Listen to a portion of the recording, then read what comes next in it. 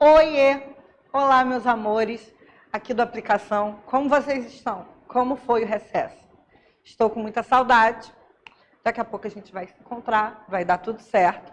Hoje vamos começar o nosso terceiro livro, tá? Terceiro bimestre.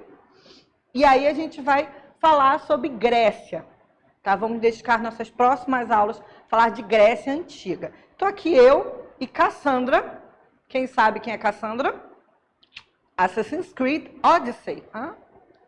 Exatamente. Ela vai aqui me auxiliar para a gente falar da formação da Grécia Antiga. Lembrando que, a gente ama história e dois, a gente ama muito Grécia, tá? E eu amo vocês. Ai, muito amor espalhado hoje. Vamos. Gente, onde fica a Grécia, né? E onde ficava na Antiguidade? A Grécia, ela fica na Península Balcânica, tá? Na Europa, e fica ali entre o Mar Mediterrâneo e o Mar Egeu.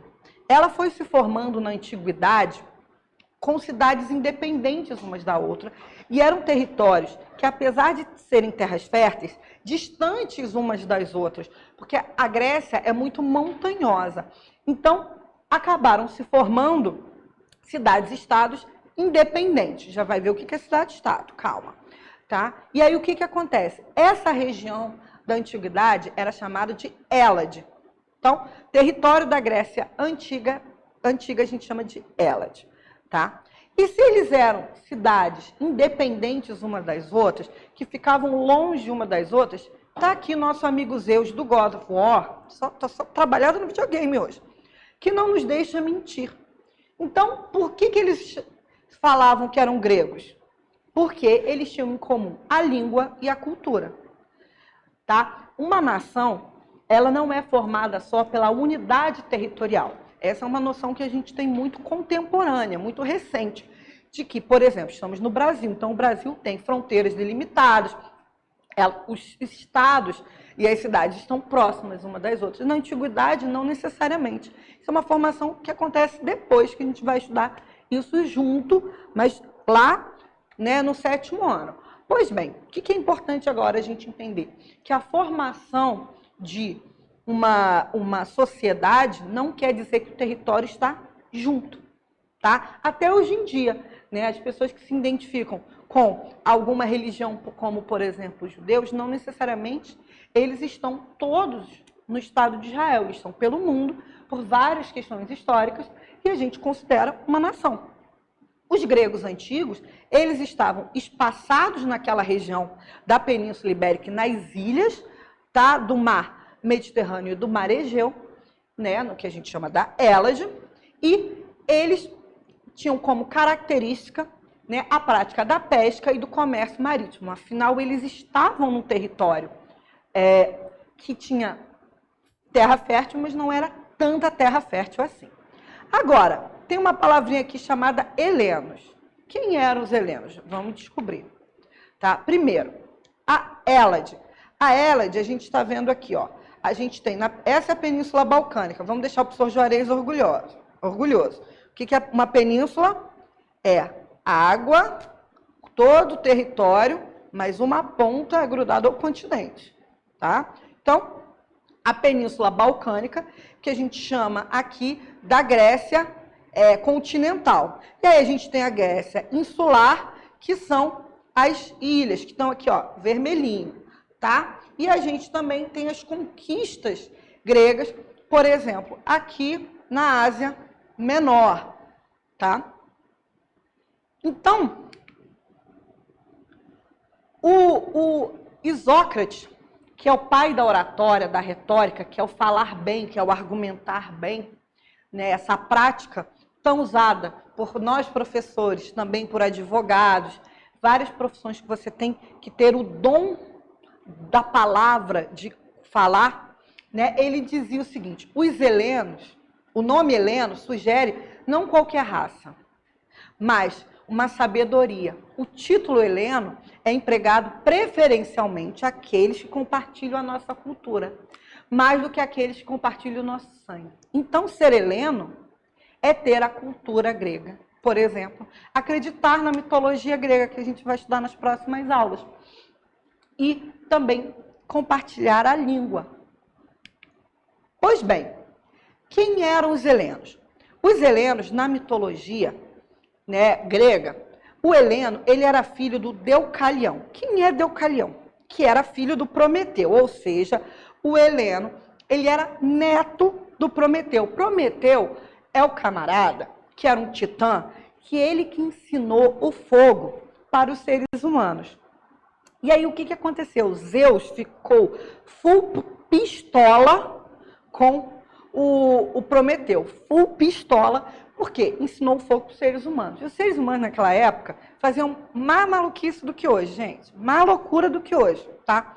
E o Heleno, né, ele também era filho de Pirra. Pirra, que era filho de Pandora. Pandora, que tinha uma caixa que guardava todos os males dentro. Tudo do mundo dentro. Quando Pandora abre a caixa, sai tudo de dentro, os males, mas a única coisa que fica dentro é a esperança. Tá? Então, o Prometeu deu o bizu, falou assim para o seu filho, olha, para o filho e para a nora, Deucalião, Pirra, Zeus vai causar um dilúvio para matar todos os seres humanos. O que eles fizeram? Onde vocês já viram essa história? Com Noé, sim, mais ou menos isso. Então, eles construíram um barco, né? E para eles sobreviverem ao dilúvio. Quando passou o dilúvio, a deusa Tênis, ela falou o seguinte, para vocês repovoarem, porque ficou o Deucalião e a Pirra vendo aquela terra devastada, ninguém, aquele sofrimento todo, lembrando que o pai dele, o Prometeu, tinha uma afeição pelos seres humanos, por isso que ele justamente ensinou o fogo para os seres humanos. E aí o que a deusa disse assim, você tem que jogar os ossos da sua mãe na terra. Pirra não gostou, né? Falou assim, vou jogar os ossos de mamãe Pandora. Sim, desconforto, né? Aí o que o Deucalião entendeu? Na verdade, é para jogar da mãe terra, de Gaia. E aí eles começaram a jogar para trás pedras. E das pedras renasceram os homens do Deucalião e de Pirra as mulheres. Tá, e o Heleno? Nessa história toda. O Heleno, depois que isso tudo passou e a terra começou a ser repovoada, né, pelos seres humanos, ele teve 3 filhos. O Éolo, o Doro e o Chuto. Sim, Chuto. O Éolo não é o mesmo deus do vento, tá? Ele é o avô do deus do vento, mas isso é para outra aula.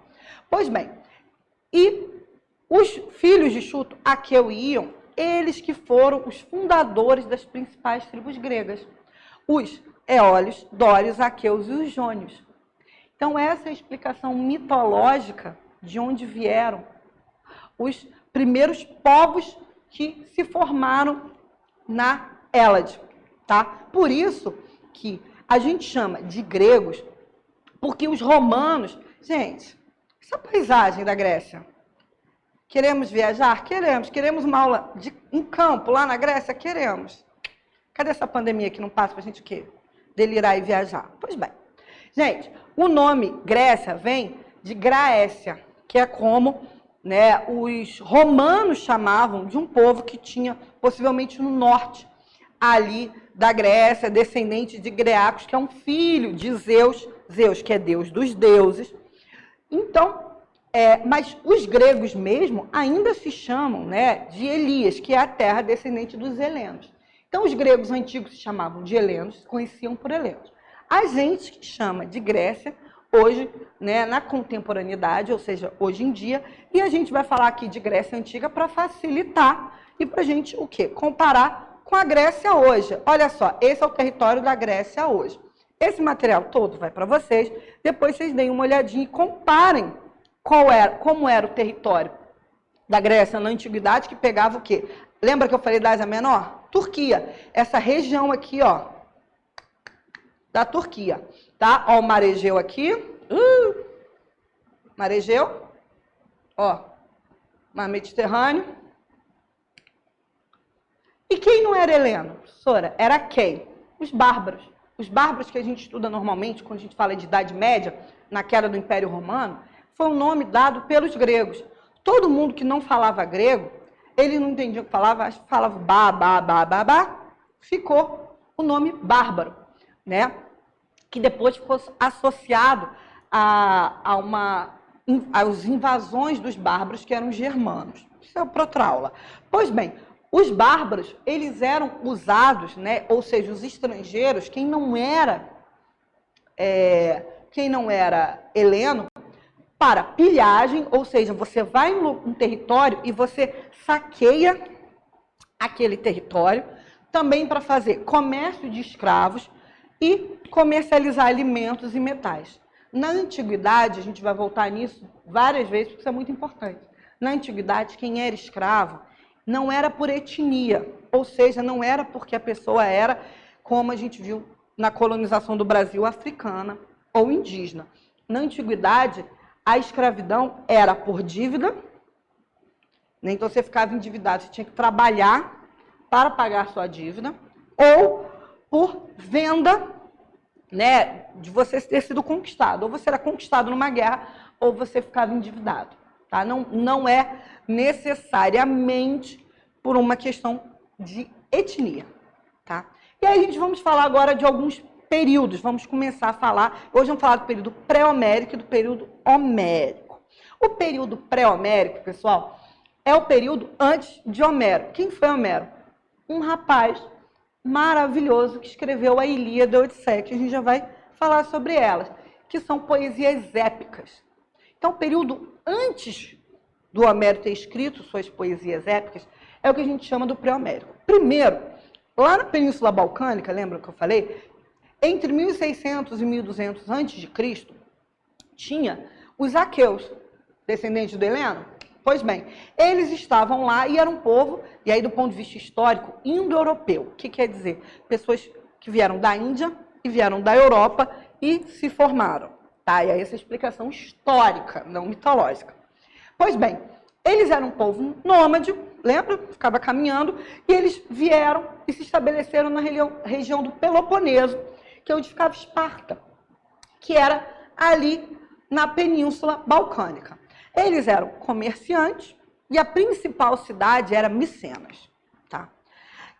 E aí o que aconteceu? Os micênicos, que eram os aqueus, eles dominaram os minoicos. Os minoicos por volta de 1400 a.C. Quem eram os minoicos? Os minoicos, eles eram cretenses, eles estavam em Creta, na ilha de Creta, que é a maior ilha que tem ali, né, a maior ilha da Grécia. Pois bem, eles faziam comércio, eles eram, né, talassocráticos, ou seja, quem é que tem o poder numa talassocracia? Quem tem, ó, dinheiro. É na mão da elite comerciante, não é uma pessoa só, aquela elite que manda naquela região.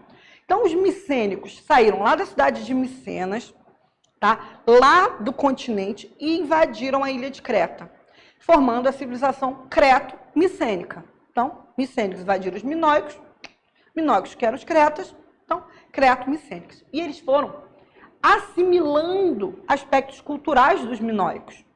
Ou seja, eles foram juntando as características dele, de ser dos aqueus, dos micênicos, ao dos minoicos, que eram os cretenses, tá, da ilha de Creta. Pois bem, como, por exemplo, o funcionamento em torno do palácio.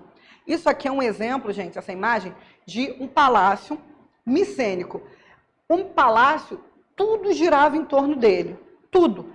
Era no palácio que você tinha o templo religioso, você tinha o comércio, você tinha, então, a economia, a política, tudo aconteceu. O que a gente chama de civilização palaciana. É a civilização que gira em torno, tá, de um palácio.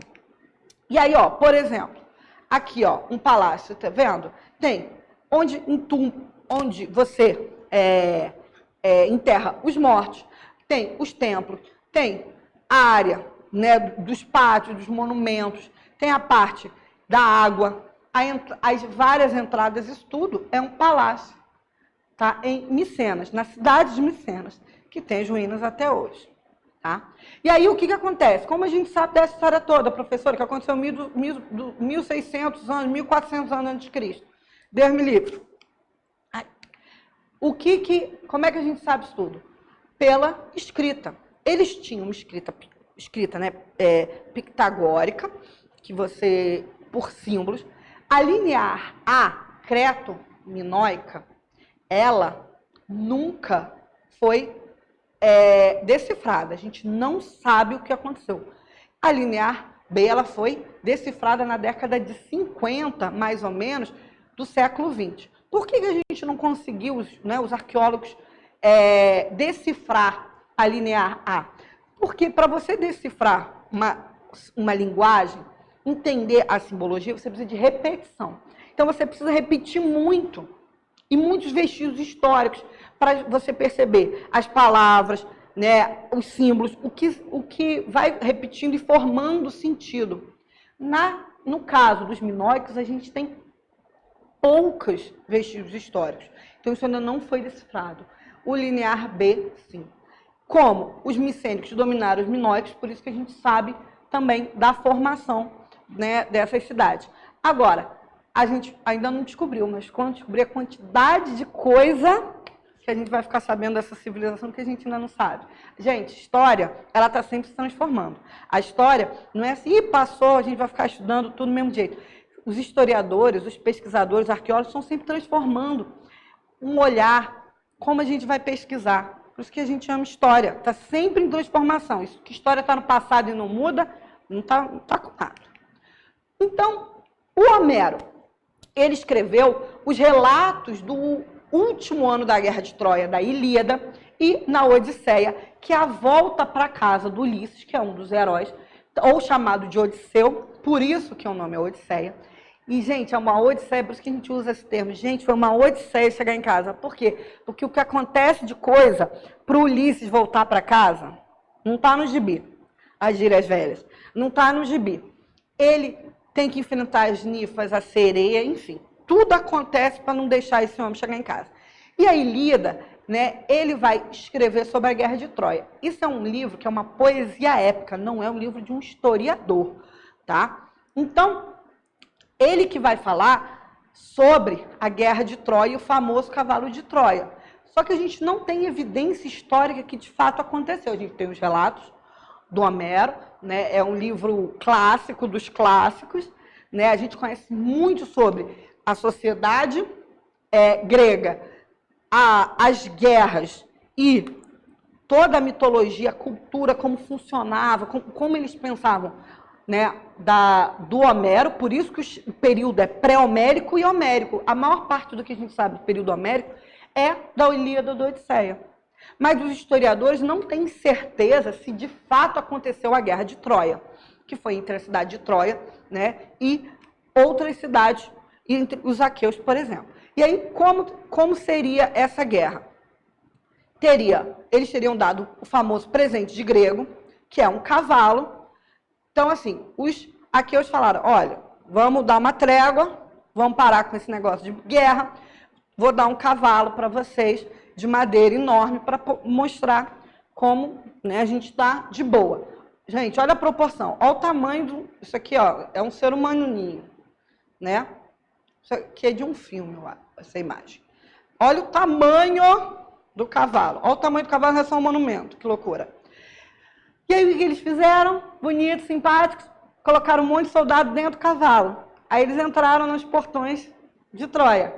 Aí de noite, opa! Saíram todos os soldados e eles dominaram Troia para vencer a guerra. Nada mal. Gente, o nome disso é presente grego. Então, se alguém falar algum dia, isso é um presente grego, aquele presente que não é bom, sabe? É um presente que, na verdade, é um problema para a gente. Então, a gente não sabe. Como que isso tudo entrou em decadência?